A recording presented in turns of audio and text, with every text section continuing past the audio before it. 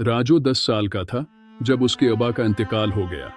उसके बाद उसकी माँ ने छोटे मोटे काम करके घर चलाया। राजू स्कूल नहीं जा पाता था क्योंकि उसके पास न फीस थी न जूते, लेकिन उसका दिल पढ़ने के लिए बेचैन था।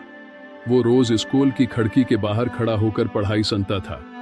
एक दिन स्कूल के प्रिंसिपल ने उसे देखा और पूछा, बेटा तुम अंदर क्यों नहीं आते? राजू ने शर्माते हुए कहा, सर मेरे पास जूते नहीं हैं और ना ही फीस देने के पैसे। प्रिंसिपल ने उसकी आंखों में चमक देखी और उसे बगैर फीस के स्कूल में दाखिला दे दिया। राजू ने मेहनत में रत्ती भर भी कमी नहीं छोड़ी। वो सुबह 4 बजे उठकर अखबार बांटता, फिर स्कूल जाता और शाम को चाय की दुकान पर काम करता। उसके हाथ में हमेशा एक किताब मौजूद रहती। उसने हर मुश्किल का सामना किया लेकिन कभी हार नहीं मानी। साल गुजरते गए, राजू ने अपनी पढ़ाई में कमाल दिखाया।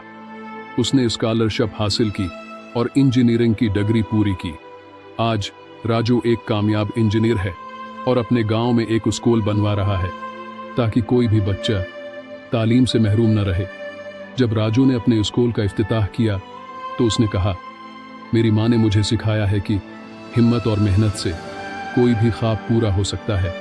आज मैं जहां हूं वो सिर्फ उनकी दुआओं और मेरी मेहनत का नतीजा है।